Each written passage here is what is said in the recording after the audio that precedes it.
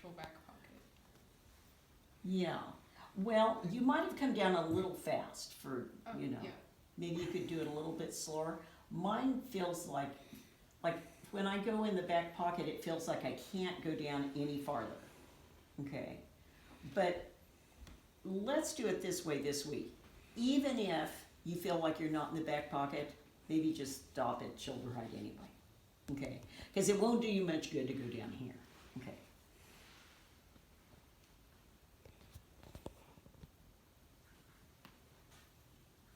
Good floppy hands.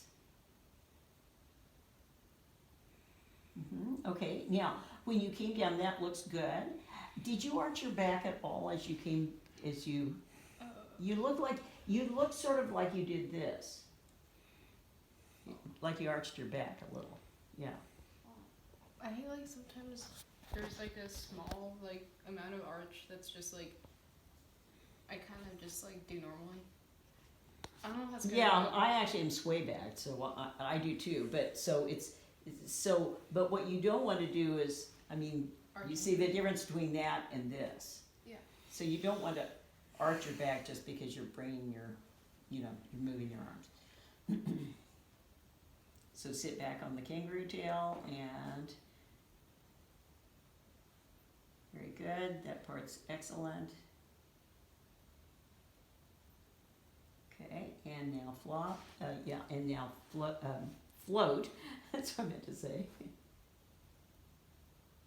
Yeah, the float is just like this, and you should feel like your shoulders are completely relaxed. You know that you're not tensing up your neck at all to keep your arms in the air. Okay, and then the circle, and I'll be your wall here in front of you.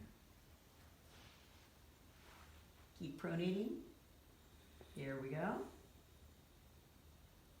Okay, that was good after you remembered to pronate. The first time wasn't, but then you fixed it. Okay, so the main thing to do with that is, with the circle part, is to pronate. So I'm going to write down here, yeah, in fact, I'm just going to kind of cut and paste.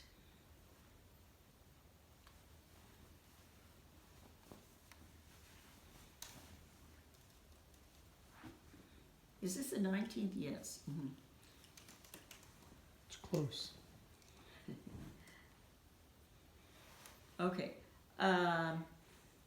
You've almost cured yourself of not looking down. So I did write that on there again, okay? But I can tell that that's on your brain anyway. Okay, so I'm going to put here, good floppy hands. You did that really nicely. But because you just did it this week, it probably helps to see it, right? As a reminder. And then I'm going to highlight and at top of shoulder height, because that is actually the main thing. And then the float, I kind of got the feeling that you first started going like this. Yeah, I kind of just like my brain kind of. Okay, so yeah, it's just a very. Does it feel relaxed when you do that? Yeah. Yeah. I think okay. I just have like a sense of like kind of like pain in my shoulder that's just kind of doesn't go away. Oh. And I kind of just got used to it, so. So was that painful what you did? No, but if I do it for long enough, it will like. Okay, last week I think we talked about the tennis ball, did we? Yeah. Did that help? Didn't really happen. Okay, well, you use the tennis ball. Okay, I might have told you I've been working out with this trainer for years, and I have a bad back, and every once in a while my back goes out. I mean, that's kind of a weird way to put it, but like I'll do something where at the middle of my back the muscle gets all tight and it feels a lot of pain.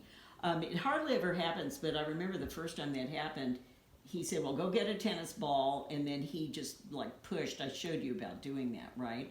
So whatever muscle it is, I mean, it could be in your feet, it could be, the last time I had to do it was in my calf muscle. So, you're just pressing on it. it actually really helped. Like now, a long time ago, there was a girl whose teacher sent her to me because she heard that I worked with people on that kind of thing. She actually was in horrible pain, and she couldn't play the violin. She was in high school. I think she was about 16, and she really loved playing the violin. So my goal was to get her to be pain-free. I'm not a medical expert, right? But I could feel that her the muscle up in here was super tight. And so she used that tennis ball, and then I think she came back the next week and she said, "Wow, well, the pain's gone away." And then I didn't see her again for a long time. And then I think she sent me an email at some point and said she never had any more pain. So it's worth doing it. If you have pain, you have to do something to fix it. Where is the pain? Like right here, and then like right here. So let me know this. Okay, so when I pushed, where, here? Yeah. That hurts. Yeah. Okay, you have a knot in there. Okay, so the best way I can describe it is your muscle fibers are all kind of like this, like a knot. Okay, and then when you press on Just it a little. with the tennis ball, it causes the muscle fibers to go like this. All right, and so you're sort of forcing them to do that. While that's happening, your muscles don't really like to be changed, so they're going to react by feeling pain. All right, but in this kind of case, if you don't get rid of that knot, you're going to keep feeling the pain. So you just have to kind of tough it out through it. And then, sometimes like you can, like if you press on the knot, if it's a big knot, you may have to roll it over. Usually, I always do that actually. I'll roll the tennis ball over about 1/4 of an inch. And so let me grab my tennis ball, because that's something, Good a posture, lot too. of people actually don't really take We that have seriously. tennis But Huh? We if have you have tennis pain, balls. you got to get rid of it. If you're thinking of being a violinist, you have to get to the bottom of it, or you're going to end up going to an osteopath. Or I wish I could. I had a fabulous osteopath who died kind of young from pancreatic cancer about a year ago. And I asked him before he died. He told me. He said, "I don't know of anybody. I've been sending people to others, and there's nobody in the area." Does that hurt a little bit? You would think with all the Bastille people, this would be a mecca of. You would think so, Feels more like pressure. but no pain. No. Okay, so if I go like that, is there pain? That feels like a bone. That feels like a bone. Ow. Okay, so I'm going to put the tennis ball right there. Okay, do you feel? Yeah. Okay, try to relax your shoulders. That made it worse. I know. Sorry. So I'm going to press on it for about 20 seconds. Okay. And then I'm going to release it. Okay, so when I release it, the blood flow can go back into the muscle. Now I'm going to move it over just a tiny bit and do the same thing. Ready? Yeah. So you'll need to do this. You could easily spend 10 minutes a day doing this, but when you think, in the long run, and really. Mom's good at that. What? Good. I don't think so. So here? I could kind of feel it in here, like you kind of feel and then she'll let you know when you hit it. Try not to tense up I know you're worried, but it hurts, but there's nothing that's going to actually, do any damage. Yeah, by As us long as pushing you're on it. gentle with a massage ball. Right, tennis that's ball. why it's a tennis ball. So if you feel, so squish that. See, it's kind of squishy. That's why we use that and not a rock to do that. Okay. We have very squishy tennis balls. Yeah. Yours are really ancient. So is this, actually. This is old.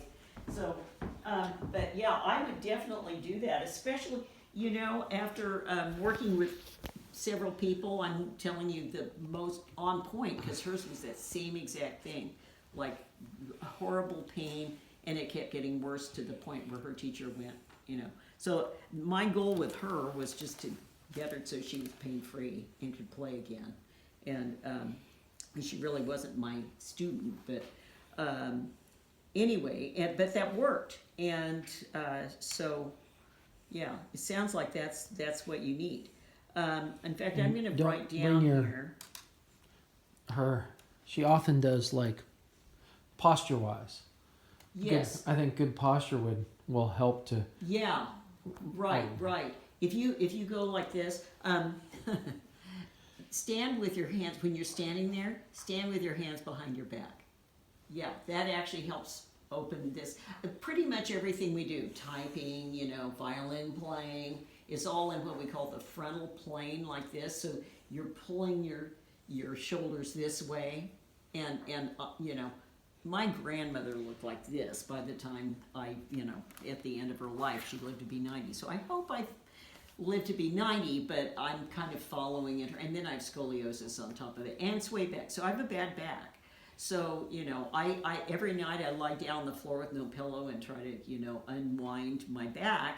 So, because otherwise, I know I already have what we call forward head syndrome. Most people my age start getting that, where their head starts coming forward. But yeah, this is one thing that you can do to help with that. And you can also do some stretching exercises. But for this week, just two things. Why don't you just stand like that when you're, how many times do you just stand there though? I don't know, probably not that often, but here you do. I'll intentionally do that. I actually just ran across that idea not too long ago. And then I started noticing like people in my church doing that, and I thought, Yeah. oh, I bet they've heard the same thing. I actually think I heard it on a PBS, one of those PBS fundraising things where they bring in experts. Guru person, yeah. Right. Anyway, but yeah. So, so is your mom the one who's going to be doing the tennis ball? Probably. 痛いかな? You're no fair though complaining about it. Okay. So have your mom press on your shoulder knots with tennis ball.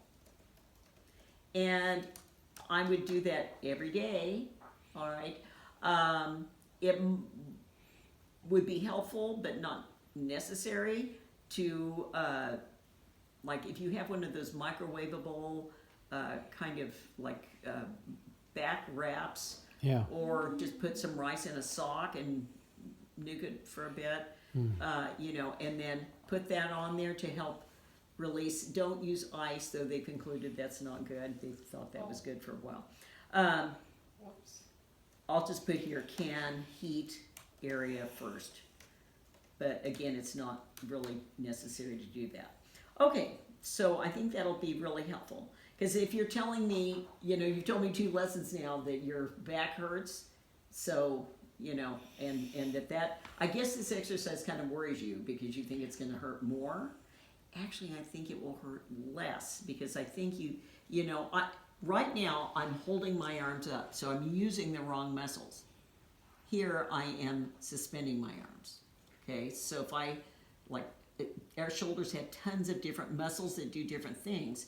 So you have to find the right muscles. That's where this exercise comes in. Okay? All right. So, and at shoulder height. And the float, go out with both elbows. But slightly out. That's really key. In fact, I'll add that word. Okay, now, and I'm going to highlight pronate because once you pronated, then you did fine with the circle.